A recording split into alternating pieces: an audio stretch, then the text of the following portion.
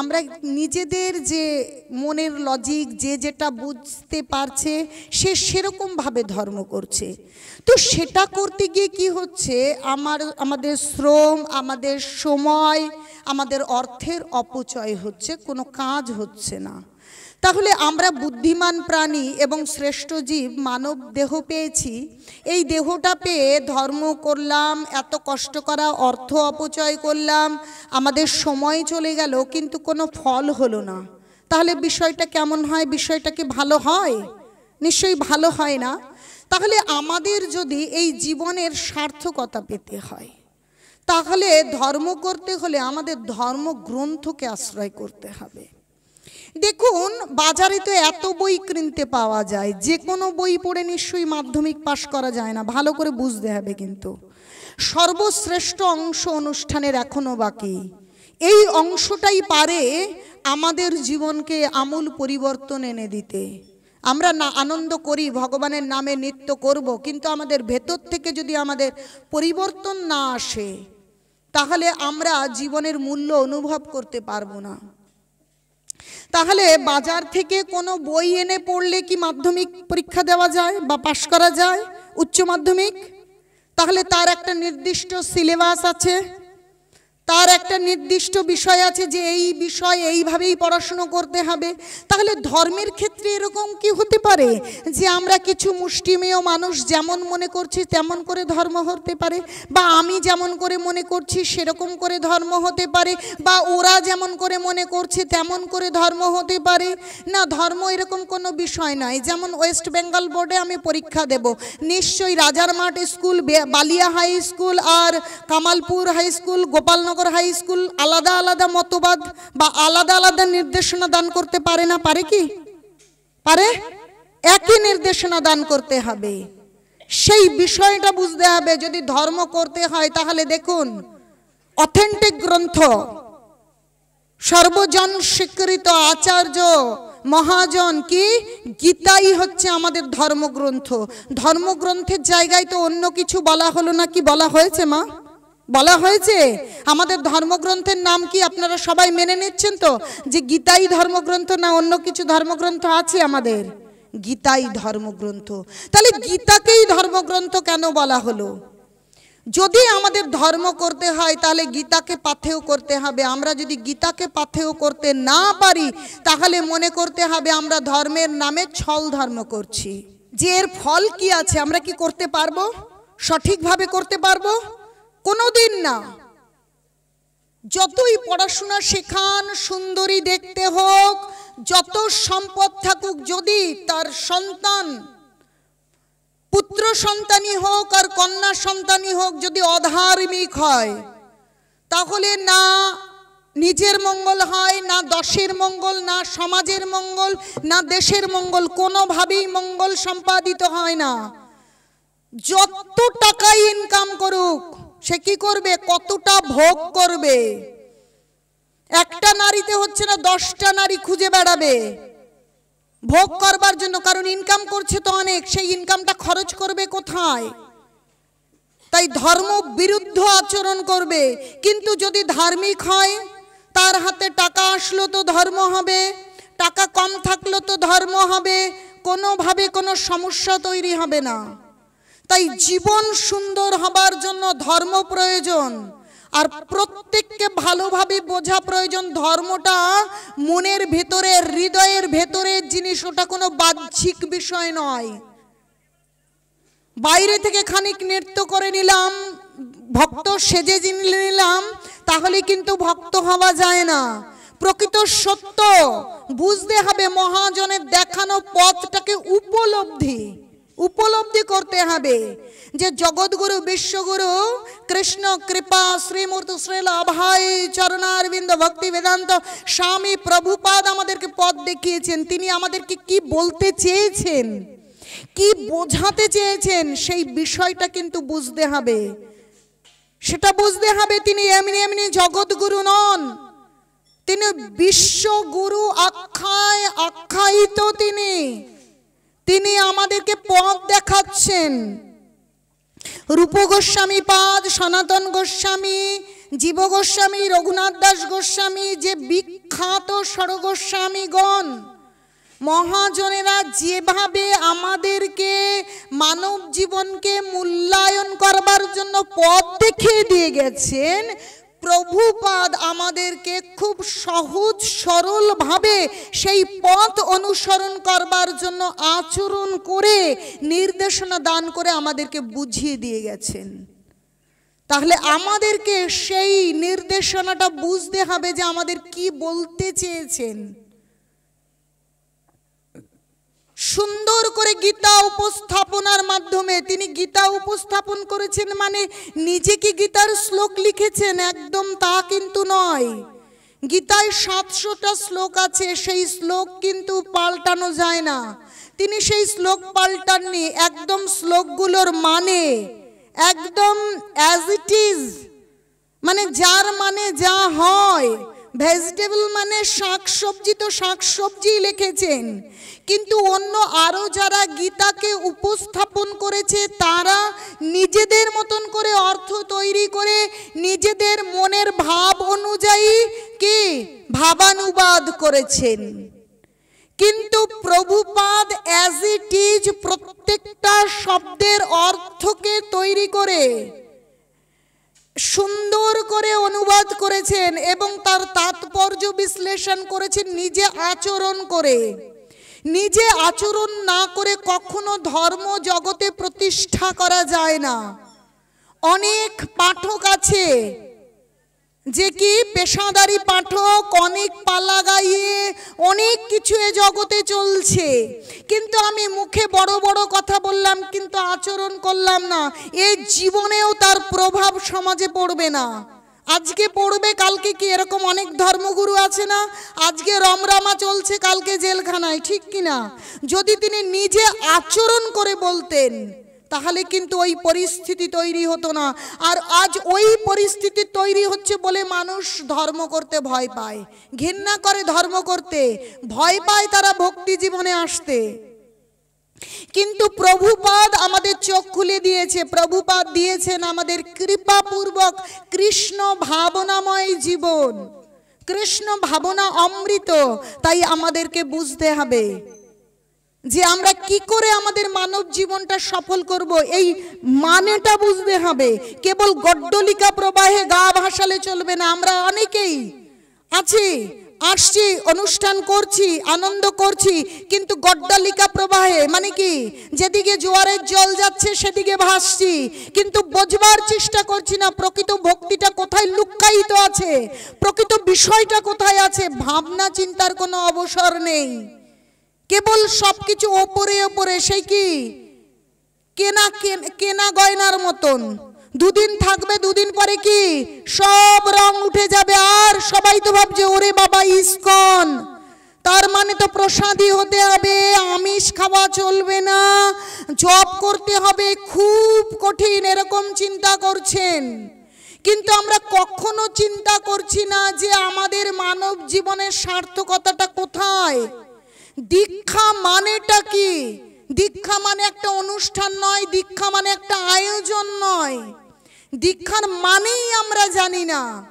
দীক্ষার মানে শাস্ত্র বলছে যে কি দীক্ষা কালে শিষ্য করে আত্মসমর্পণ, সেই কালে কৃষ্ণ করে আত্মসমজ্ঞান। সেই সময় আমরা কৃষ্ণের সমান, আমরা কৃষ্ণের থেকে অনেক অনেক দূরে চলে গেছি, কৃষ্ণ বিমুখ হয়ে আছি, তাই দুঃখের সাগরে নিমজ্জিত আছি। সদ্গুরুর কৃপায় আমাদের যখন দীক্ষার সময় আসে তখন কৃষ্ণ নিজ জন মনে করে একদম জড়িয়ে ধরেন। ধরুন আমি কাউকে জড়িয়ে ধরবো, আমি যাকে তাকে জড়িয়ে ধরতে পারবো কি? পারবে? যাকে তাকে জড়িয়ে ধরতে? কার সঙ্গে জড়িয়ে ধরতে পারবে? যার সঙ্গে তোমার সম্বন্ধ তৈরি হবে, যার সঙ্গে তোমার সমস্ত ভালো লাগা, খাওয়া দাওয়া, আহার বিহার সমস্ত কিছুর একটা সমন্বয়, তাই না? সমন্বয় সাধন হবে, ভালো লাগা মিলবে, তখন জড়িয়ে ধরা যায়। তার আগে জড়িয়ে ধরতে পারবে কি?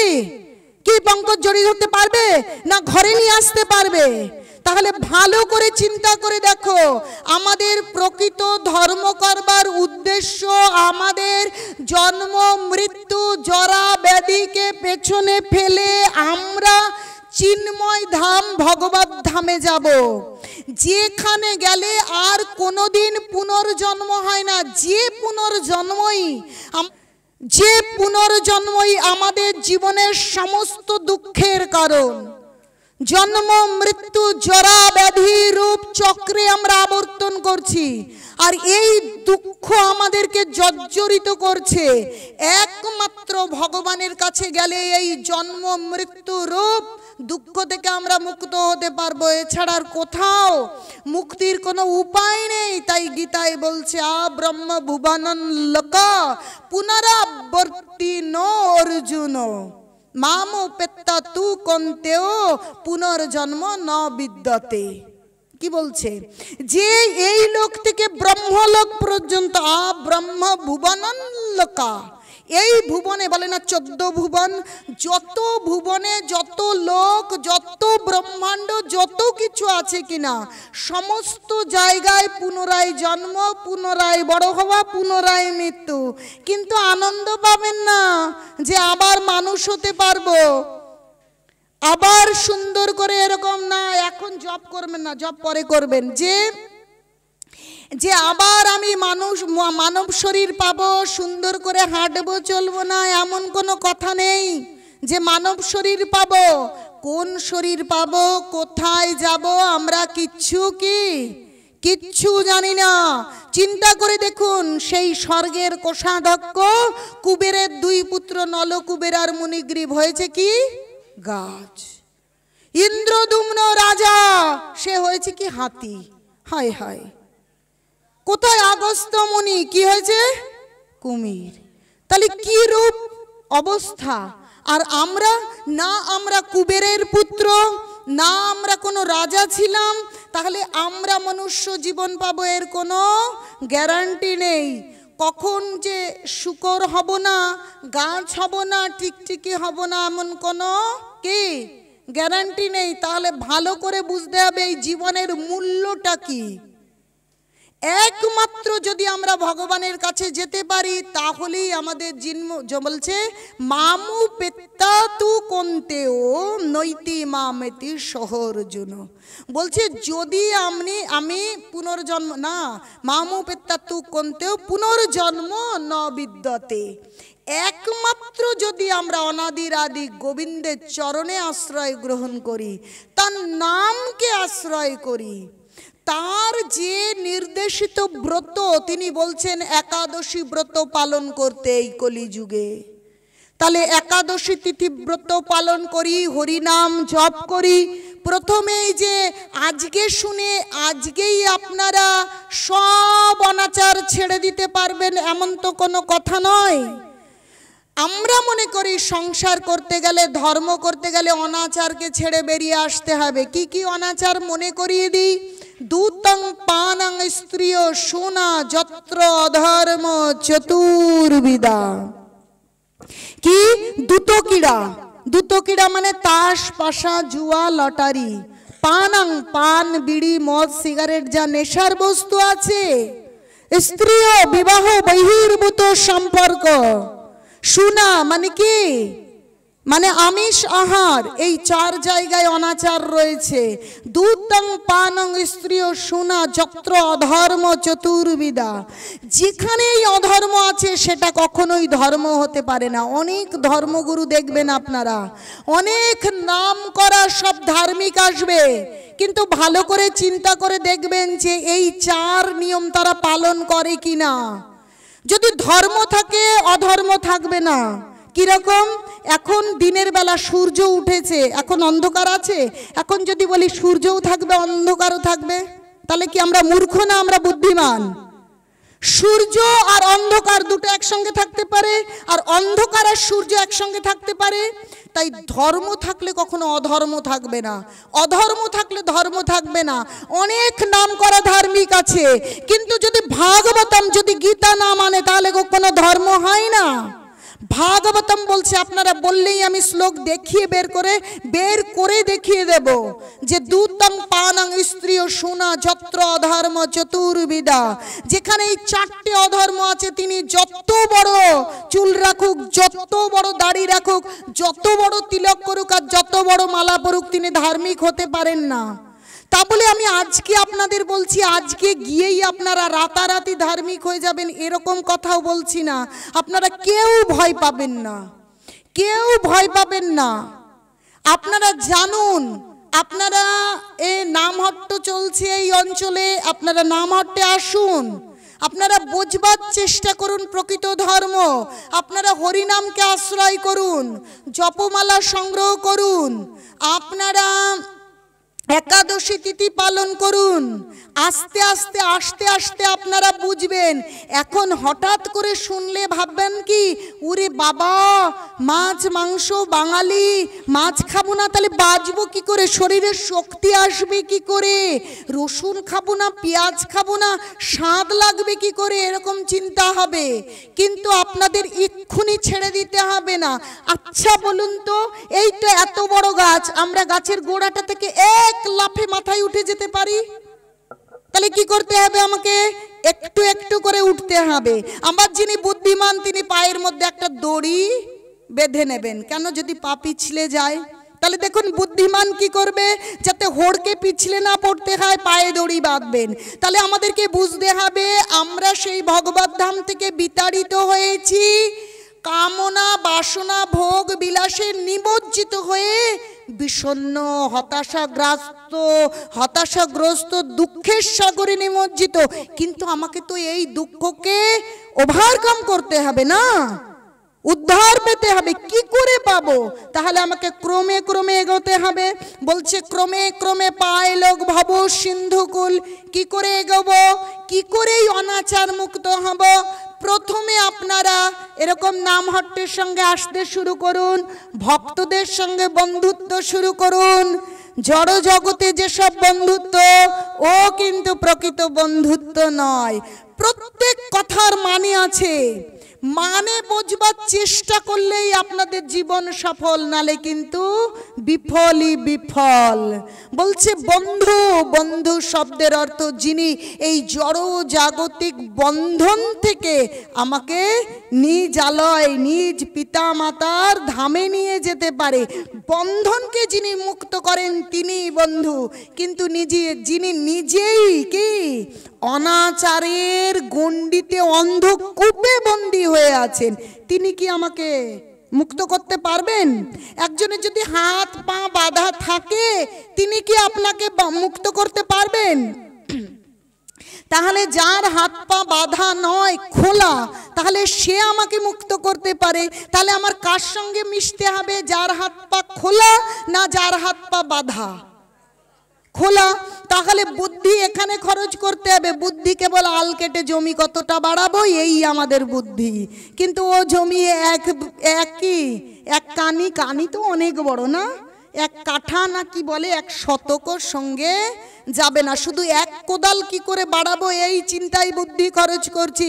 কিন্তু এই বেলায় বুদ্ধি খরচ করছি না যে বন্ধুত্ব আমার তার সঙ্গে করতে হবে যার সঙ্গে বন্ধুত্ব করলে সমস্ত জড় জাগতিক বন্ধন ছিন্ন করে প্রকৃত ধর্ম বুঝে আমি ভগবত ধামে চলে যেতে পারি, সমস্ত জড় জাগতিক ক্লেশ থেকে আমি মুক্ত হতে পারি।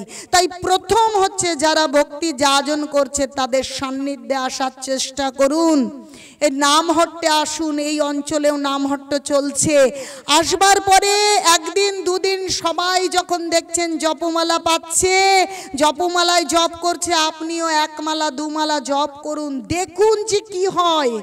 অনেক দিন অনাহারে আছে আমাদের এই পিঞ্জরে বন্দি থাকা প্রাণ পাখি, আমরা বুঝতেই পারছি না যে ওপরেরটা নিয়েই ব্যস্ত হয়ে রয়েছি, কিন্তু ভেতরে যে কেউ আছে। ড্রাইভার ছাড়া যে এত সুন্দর সুন্দর চার চাকা দু চাকা, কোনো চাকাই কি চলবে ড্রাইভার ছাড়া? এই শরীর রূপ গাড়ি চলে না। তাই এই শরীরের খাবার দিচ্ছি, 3 বেলার জায়গায় 5 বেলা খাচ্ছি, এত গভীর রাতে এত খাচ্ছি, পরের দিন পায়খানা বমি হয়ে যাচ্ছে। কিন্তু চিন্তা করছি না এটা বাইরের খোলস, এর ভেতরেও কেউ বসে আছে, তাকে আহার দিতে হয়।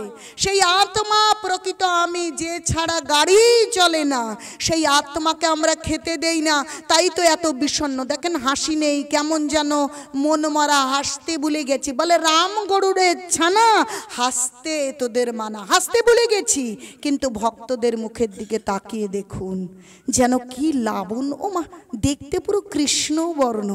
উফ, আমার তো চোখই ফেরে না। কিন্তু কত সুন্দর, কত লাবণ্য ভক্তি জীবনে আসার পরে তাকিয়ে দেখবেন আপনারা। কেন?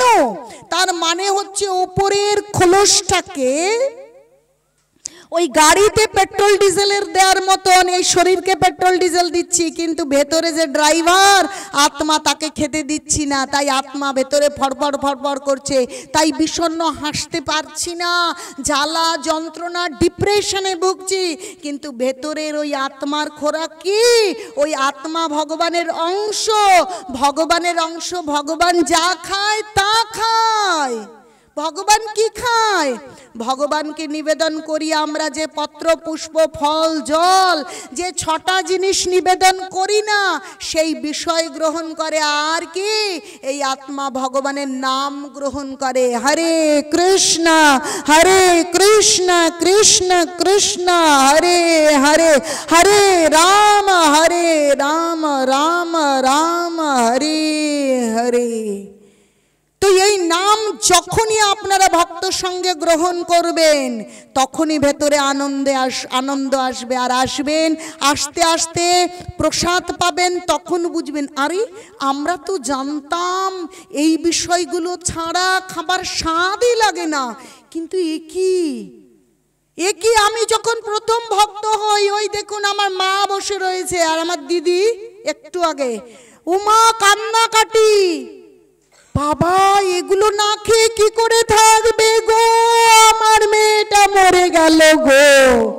উড়াল ধলে কান্না, বোঝেন আপনারা? কান্না, কিন্তু আমার আনন্দই আনন্দ।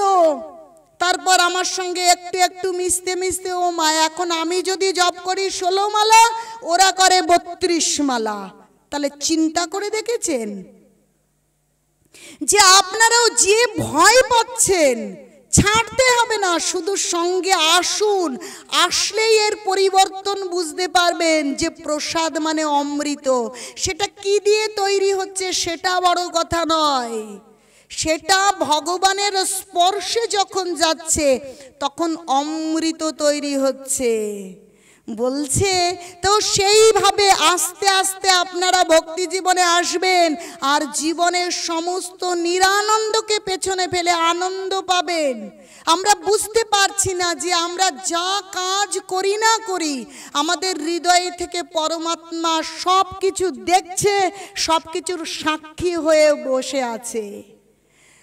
গীতার 13তম অধ্যায়, 13দশ অধ্যায়, প্রকৃতি পুরুষ বিবেক যোগ, সেখানে 23 নম্বর শ্লোকে ভগবান বলছেন, কি বলছেন?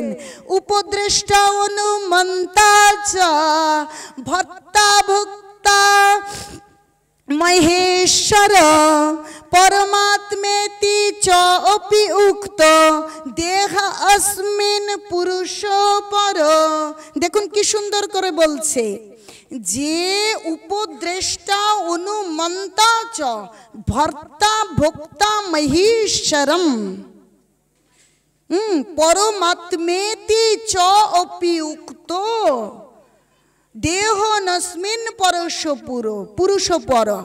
আমরা বুঝতে পারছি না যে আমাদের হৃদয়ে আত্মা এবং পরমাত্মা নামে আরেকজন পুরুষ আছেন। পরমাত্মা নামে আরেকজন আছেন আমাদের হৃদয়ের মধ্যে। আত্মা তো আছেনই, পরমাত্মা নামে একজন পুরুষ, পরম পুরুষ আমাদের ভিতরে বসে আছেন। তিনি আমাদের শত্রু নন, তিনি বসে আছেন নিরপেক্ষভাবে, দেখছেন আমরা কি করি, আমরা কি বলি, আমরা কি ভালোবাসি। যে মানুষটা যেমন চিন্তা করবে, যার ভালোবাসা যেদিকে, তাকে সেদিকে অনুমোদন করবে। যাও যাও, সে বাধা দান করে না।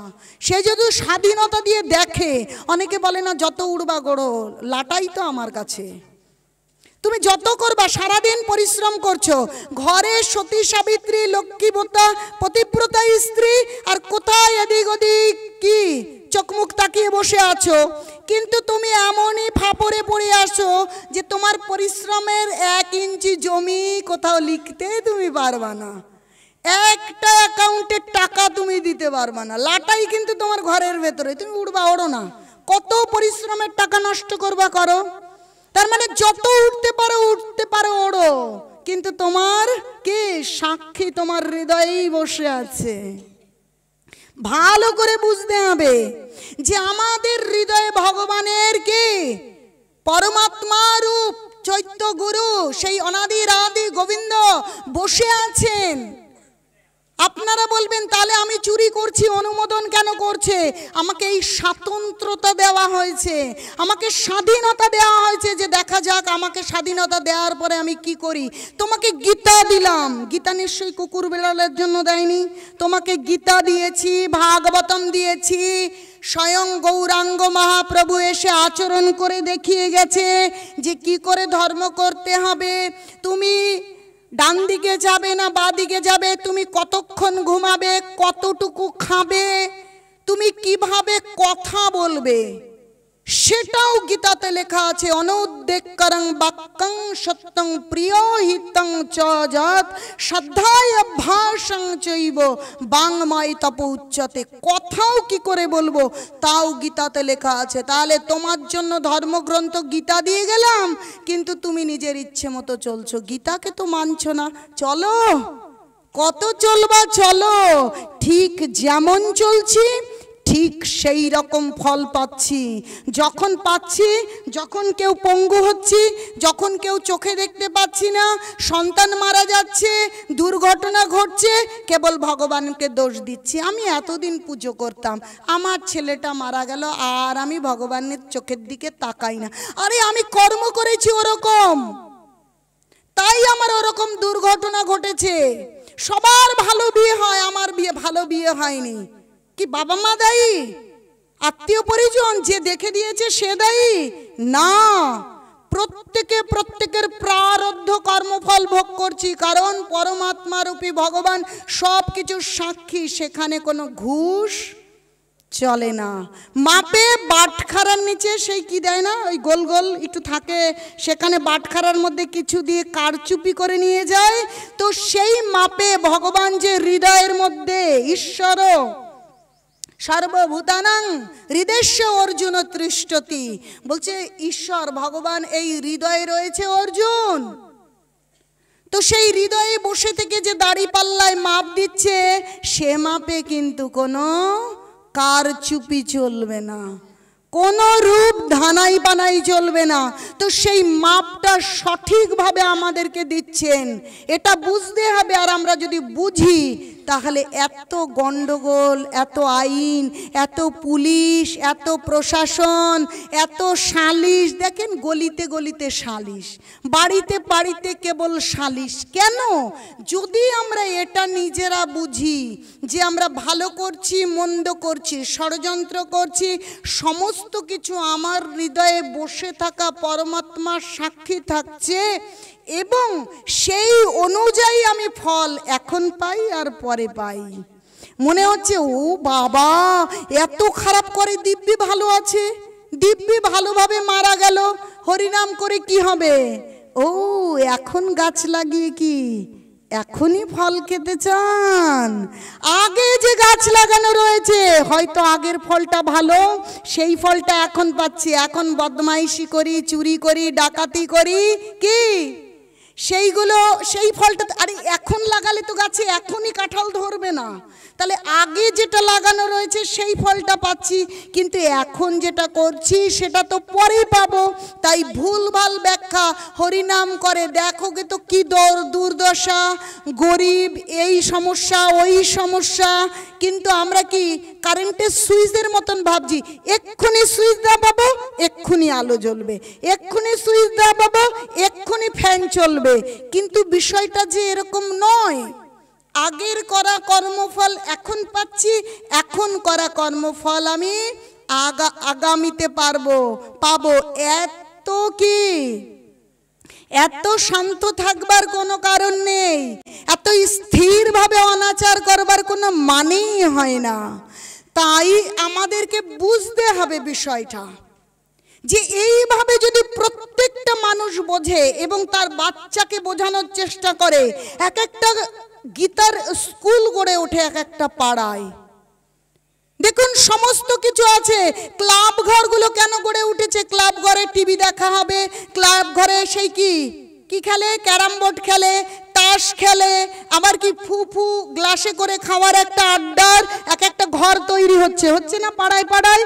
কিন্তু কখনো সেই সদ ইচ্ছা, সেই চেতনা জাগছে না যে ওরকম ক্লাব ঘরে ওই কি ক্যারাম বোর্ড, ওই ফুফু খেলবার যে সংগঠন, ওই রকম বছরে একটা পুজো হবে আর যত অনাচারকে বাড়িয়ে দেব, ওই সংগঠন না করে আসো এই ক্লাব ঘরগুলোতে একদিন করে গীতার ক্লাস বসাই, গীতার ক্লাস করি। ও মা, দুদিন পরে আর কেউ আসে না, যেন সমস্ত দায় আমারই।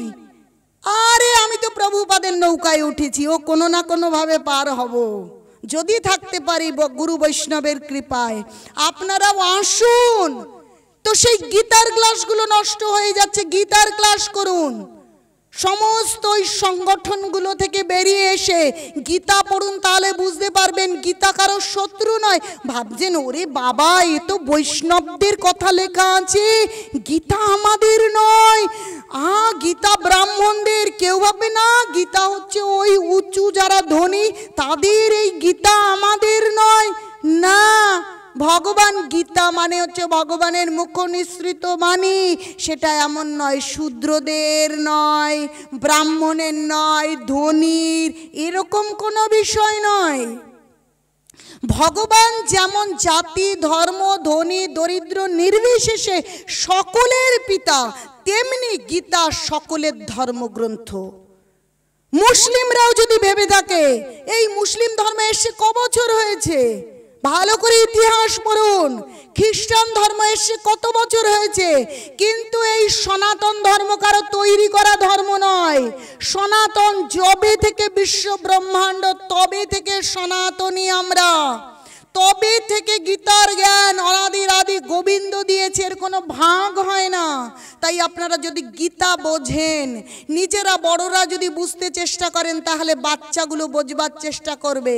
আর বাচ্চাগুলি যদি বোঝে, তাহলে সমস্ত সমস্যা দূরীভূত হয়ে সুন্দর শৃঙ্খলিত এক শান্তিময় সমাজ তৈরি হবে। কিন্তু সমাজ তৈরি হচ্ছে না, কেবল এই আইন পাল্টে ওই আইন হচ্ছে, হচ্ছে না? না, এই আইনে কাজ হচ্ছে না, আরো কতগুলো ধারা বাড়াতে হবে, তাই তো? কি জানেন না আপনারা? এই ধারাগুলোই হচ্ছে না, আরো কতগুলি ধারা লাগবে।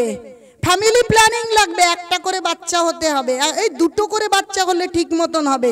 কিন্তু এটা জানছে না যে শাস্ত্র কি বলছে, শুধু সন্তান কামনার্থে যে স্বামী স্ত্রী সংসার মিলন, সেটা অন্য কোনো ইন্দ্রিয় তৃপ্তির কারণে যে আমরা প্রতি মুহূর্তে ছুটছি। আর কেবল কি গর্ভনিরোধক পিল আর রোগ, এখানে ক্যান্সার, এখানে কেবল অপারেশন, এই আছে। আমাদের সময়ের অপচয় হচ্ছে। এত সুন্দর মানব জীবন পেয়েছি, জীবনটা হেলায় হেলায় চলে যাচ্ছি। কি হচ্ছে চারিদিকে, বড় খারাপ লাগে। আরে সারাদিন এরকম করে অওয়া কথা পড়াই, ততক্ষণে তো আরো বেশি বেশি জপ করতে পারি।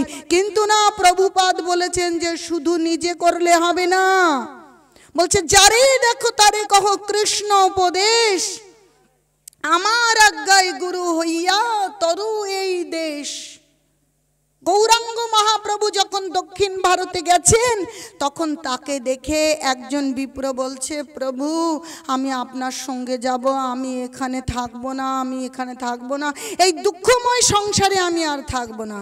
বলছে আর ওই কথা বলবে না, কখনো কথা বলবে না, গৃহে থাকি নিরন্তর কৃষ্ণ নাম লইবা, কভু না বাঁধিবে তোমার বিষয় তরঙ্গ, পুনরাপি মোর ঠাই পাবে মোর সঙ্গ।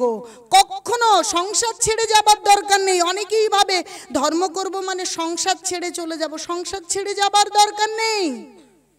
গৌরাঙ্গ মহাপ্রভুর সঙ্গে সঙ্গে বৈষ্ণবদের সন্ন্যাসীদের সঙ্গে যাবার দরকার নেই। এই গৃহস্থ আশ্রমের থেকেই এই আশ্রমের থেকেই আমরা মহাপ্রভুর সঙ্গ পেতে পারি, আমরা ভগবানকে অনুভব করতে পারি। কারণ এই গীতার ভাগবত ভগবান অভিন্ন, এই বিগ্রহ আর ভগবান অভিন্ন, আর ভগবানের নাম আর ভগবান অভিন্ন। তাহলে আমরা যদি নামকে আশ্রয় করি, নামের কাছাকাছি থাকি, তাহলে কার কাছাকাছি থাকলাম? তাহলে ভগবান বলছে কোথাও যাবার দরকার নেই, এখানে থেকেই আমার সঙ্গ পাবে। তাহলে আমি কোথায়? তিনি স্বয়ং উদ্ধবকে দেখালেন, ভাগবতমের মধ্যে প্রবেশ করলেন, যে এই ভাগবতমের মধ্যে আমি আছি, আমি বাংময় বিগ্রহ হয়ে থাকলাম। তোমরা এই ভাগবতম অধ্যয়ন করো, ভাগবতম বোঝো, তাহলেই তোমরা আমাকে লাভ করতে পারবে। আর সেই ভাগবতম যে আমাদের অনাচারের নিয়ম দিচ্ছে, সেই অনাচারটা আমরা আস্তে আস্তে পারবো ছেড়ে দিতে। সেই জন্য আমাদের প্রথম তো এগিয়ে আসতে হবে। যদি মনে করি ওরে বাবা এত বড় বড় বই, এত বড় বড় লেখা, কি করে পড়ব? কিন্তু একটা বাচ্চা যে এখনো অ ক খ শেখেনি, সে তো এই বইটা দেখলে ভয় পাবে, কিন্তু তাকে এই বইটা দেখানোর দরকার নেই। আগে কি গোল গোল একটা স্লেট আর পেন্সিল দিয়ে গোল গোল লেখো, তারপর অ ক খ লেখো, তারপর আকার রসিকার লেখো। এইভাবে লিখতে লিখতে কি একদিন সে বড় বড় বই পড়ছে, একদিন সে উপন্যাস, বড় বড় সাহিত্য নিজেই লিখে ফেলবে, একদিন সে বৈজ্ঞানিক হয়ে যাবে। কিন্তু প্রথমেই যদি তাকে অত বড় চাপ দিই, তাহলে সে পারবে?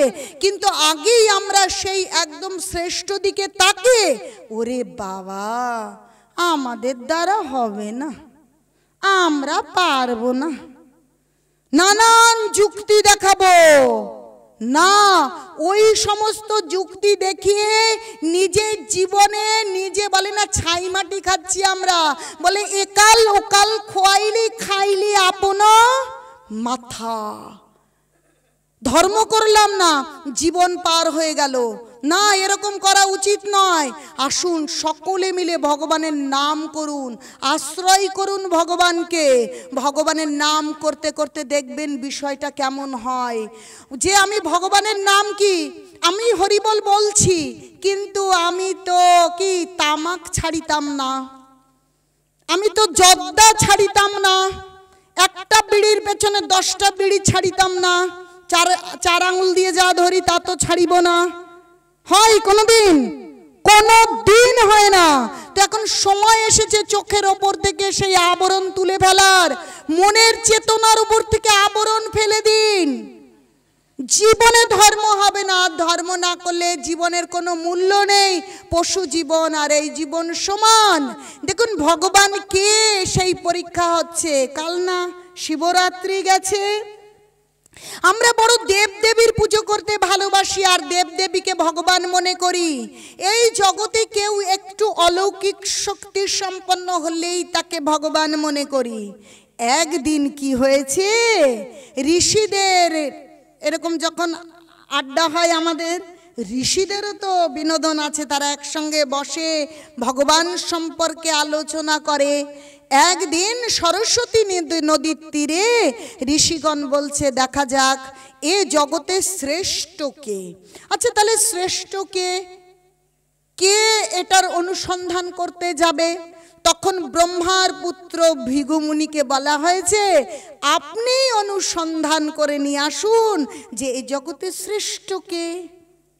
ঠিক আছে, এখন ভৃগু মুনি কোথায় যাবেন শ্রেষ্ঠত্ব প্রমাণ করতে? যে যে ব্রহ্মা বিষ্ণু শিব, তাই তো, 3 জনের মধ্যে শ্রেষ্ঠ কে? তাহলে প্রথমে ব্রহ্মার কাছে যাই, কিন্তু ব্রহ্মারই পুত্রই কিন্তু ভৃগু। এখন ব্রহ্মা যেখানে বসে আছেন সেখানে ভৃগুমুনি গেছেন, কিন্তু গিয়ে প্রণাম বা সম্ভাষণ কিছুই করেননি। কিন্তু এটাই তো প্রচলিত রীতি, বাবা বসে থাকবেন, সেখানে সন্তান যখন প্রবেশ করবেন প্রণাম জানাবেন, সম্মানসূচক স্তুতি করবেন, তাই তো। কিন্তু ভৃগুমুনি এসেছে, না প্রণাম না স্তুতি কিছুই করেননি। ব্রহ্মা ভীষণ রেগে গেছেন। তো রেগে গেছেন, রাগ হলে কি হবে, নিজেরই তো সন্তান।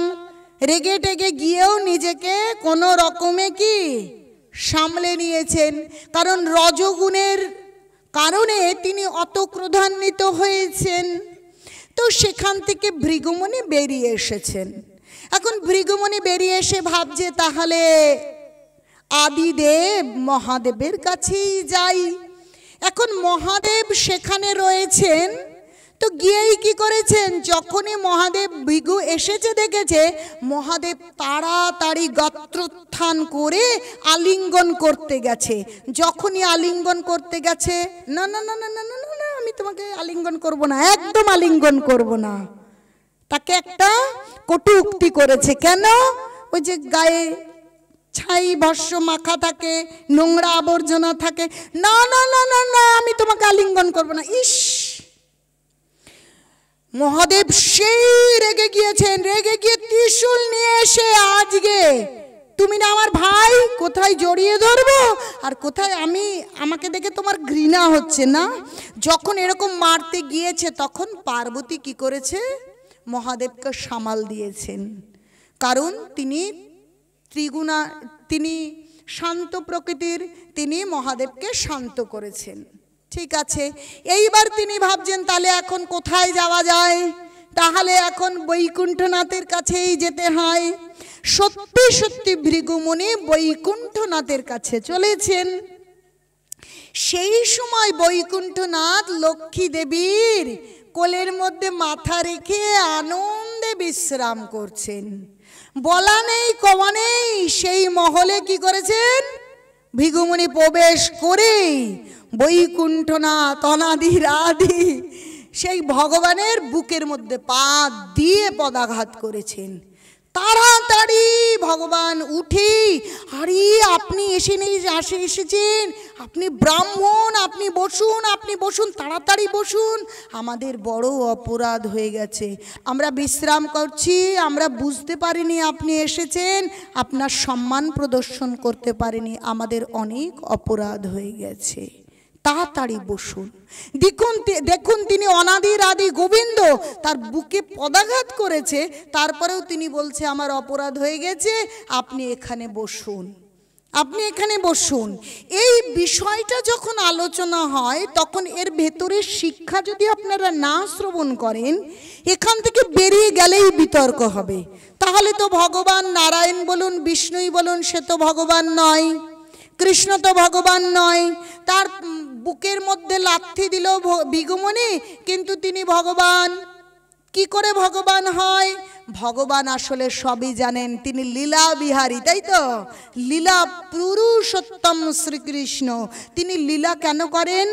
অনুগ্রহায় ভক্তানাম, ভক্তকে অনুগ্রহ করবার জন্য তিনি লীলা করেন।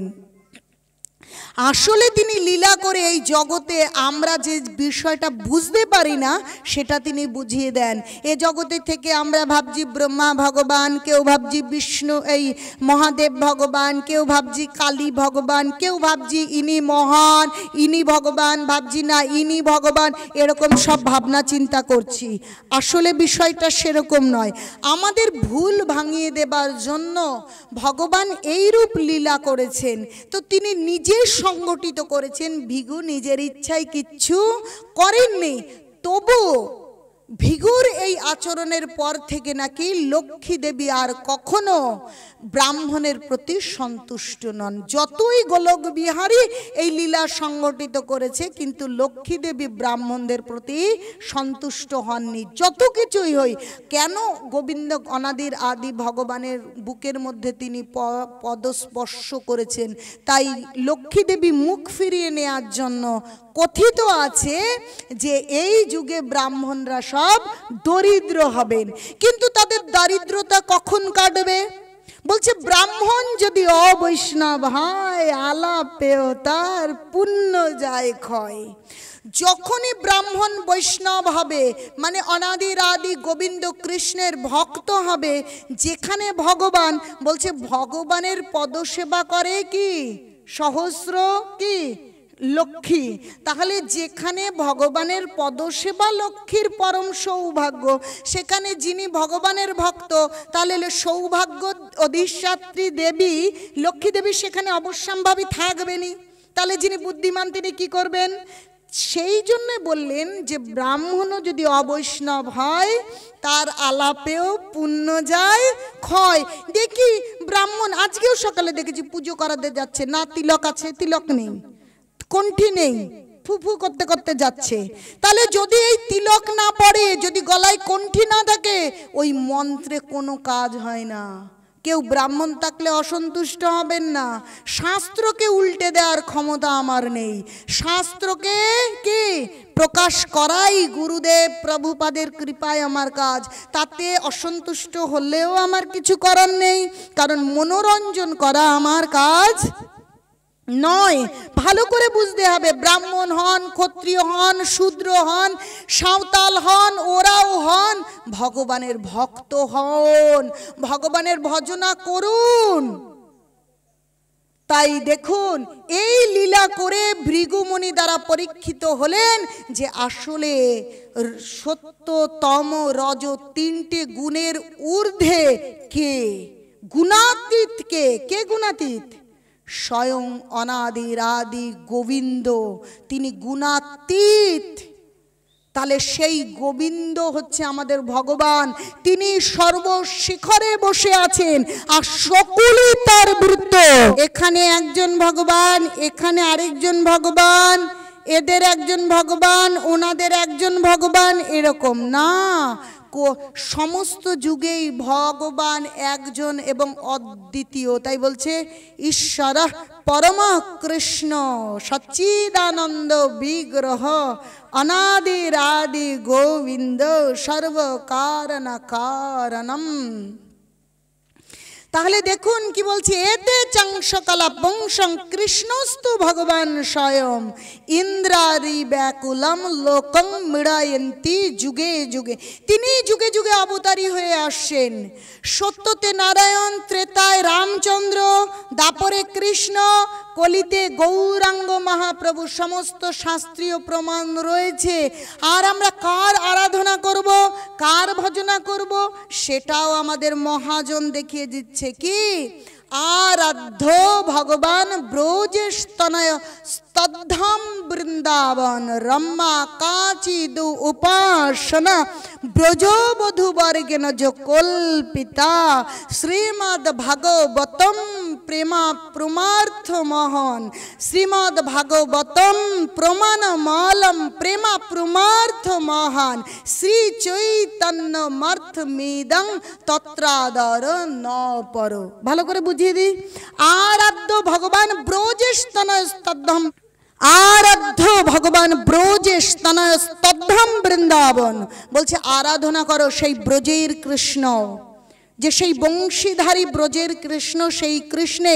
তাই বলছে আরাধ্য ভগবান ব্রজেস্তনয় স্তব্ধম বৃন্দাবন। বৃন্দাবনের যে কৃষ্ণ, না ওই দ্বারকার কৃষ্ণ নয়, মথুরার কৃষ্ণ নয়, বৃন্দাবনের। বলে না যে রাধা কৃষ্ণ প্রাণমোর যুগল কিশোর, কেন?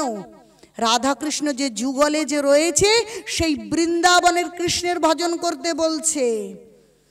বলছে রম্মা কাচিদু উপাসনা ব্রজবধূবর্গেণ যো কল্পিতা। ব্রজের গোপীরা যেভাবে ভগবানের ভজনা করেছিল সেইভাবে ভজনা করতে বলছে। শ্রীমদ্ ভাগবতম প্রমাণমলম। সেই প্রমাণটা কোথায় রয়েছে?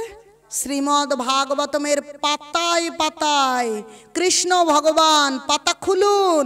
আমি ভাবছি আমি ভগবান, কেউ ভাবছে রবি ঠাকুর ভগবান। না, ভগবানকে তার দলিল রয়েছে, তিনি আসার অনেক আগে দলিল রয়েছে। ভাগবতম উল্টান, প্রত্যেক পাতায় পাতায় তার প্রমাণ।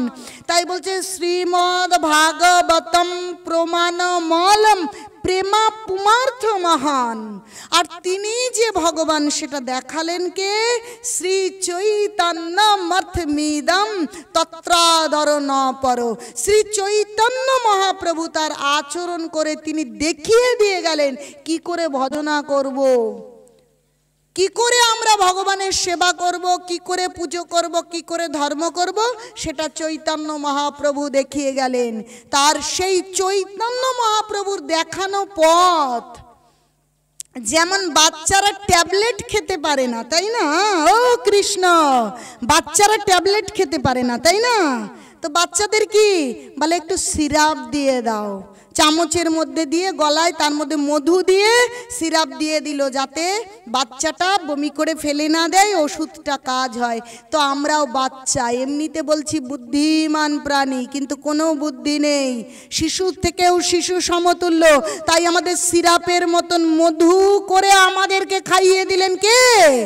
প্রভুপাদ, ইস্কন ফাউন্ডার আচার্য, কৃষ্ণ কৃপা শ্রীমূর্তি শ্রীলা অভয় চরণারবিন্দ ভক্তি বেদান্ত স্বামী প্রভুপাদ কি নিতাই গৌর শীতনাথ প্রেমানন্দে হরি হরি বল। আসুন প্রভুপাদের ছাতার তলায় আসুন, যতই ঝড় আসুক বৃষ্টি আসুক, প্রভুপাদের ছাতার তলায় যদি থাকি, আমরা প্রভুপাদের নৌকায় যদি উঠি, প্রভুপাদ কিন্তু তাড়িয়ে দেবে না। যা কিছু থাকুক প্রার্থনা করুক। আমার তো বলছে কানা তোর মনে মনে জানা, আমার ভেতরে দোষ কোথায় আছে অন্য কেউ জানে না, আমি তো লুকিয়ে রাখবো। আমার দোষ কি আমি সবার সামনে দেখাবো? নিশ্চয়ই দেখবো না। আমার শাড়ি যেখানে ছেঁড়া আছে আমি নিশ্চয়ই লুকিয়ে সেটা সেফটি পিন দিয়ে আটকেই রাখবো, তাই না? তাই দোষ আমার ভেতরে কি আছে সেটা আমি নিজেই জানি। তাই প্রার্থনা করতে হবে, প্রভুপাদ তিনি শ্রেষ্ঠ বৈষ্ণব, আমার ভেতরে এই কলুষতা আছে, আমি পারছি না, জড়জাগতিক এই মোহ থেকে আমি বেরোতে পারছি না, কাম ক্রোধের অগ্নি থেকে আমি নিজেকে মুক্ত করতে পারছি না, আমাকে কৃপা করুন। দোষ থাকা সত্ত্বেও আপনি আপনার কোল থেকে, আপনার নৌকা থেকে আমাকে ফেলে দেবেন না। মা যেমন যতই কি মলমূত্র ধুলো মাটি থাকুক বাচ্চাকে যেমন ফেলে দেয় না প্রভুপাদ, তেমনি আমাকে আপনি কি ফেলে দেবেন না। প্রার্থনা করি, তাহলে দেখবেন কোনো দিনই আমরা কি হারিয়ে যাব না। ভগবানের সেই কথা সফল হবে, নমে ভক্ত কি প্রণশ্যতি, আমার ভক্তের কখনো বিনাশ নেই। এইভাবে দৃঢ়তার সঙ্গে থাকুন, দেখুন ভক্তি জীবন কোথায় নিয়ে যায়। দেখুন কোনো বাইরের বিষয়ে বিচলিত হইও না। তোমরা যারা ছোট ছোট ছেলে, নামহট্টের সদস্য, তোমাদের চরণে আমি দুটো হাত দুটো চরণ ধরে ধরে বলি, তোমরা বিচলিত হইও না, গড্ডালিকা প্রবাহে গা ভাসিও না, অন্তর্নিহিত অর্থ বোঝো। প্রত্যেক দিন গীতা ভাগবতম অধ্যয়ন করো, নালে ওপরে ওপরে এই ধর্ম কিন্তু টিকবে না। এইসব বাইরের লোক দেখানো বিষয় টিকবে না বেশি দিন। শ্রী শ্রীমৎ জয় পতাকা স্বামী গুরু মহারাজ বলছেন অন্তত 2.5 ঘন্টা। আরে 2.5 ঘন্টা তো দূরে থাকে, 1 ঘন্টা কি পড়ছো? অজুহাত নয়, পড়ুন। অন্তত 1 ঘন্টা যদি কেউ গীতা ভাগবতম চৈতন্য চরিতামৃত পড়ে, তার জীবন পরিবর্তন হতে বাধ্য, এর কোনো অন্যথা হবে না। তাই প্রত্যেককে বলবো এই গীতা সংগ্রহ করুন। যদি আপনাদের টাকা না থাকে 10 টাকা 5 টাকা করে দিন, তবু এই গীতা গ্রহণ করুন, আর প্রত্যেক দিন 1 পৃষ্ঠা 2 পৃষ্ঠা করে পড়ুন। দেখুন জীবন বদলে যাবে, আনন্দময় হবে। এই অনুরোধ করে ভগবানের কাছে প্রার্থনা করছি, আর আপনাদের কাছে আপনাদের চরণধুলো ভিক্ষা চাইছি, যেন আমি হরিনামে রুচিময় থাকতে পারি। এই আশীর্বাদ চেয়ে নিয়ে আজকের ভগবানের কথা এখানে বিশ্রাম রাখছি।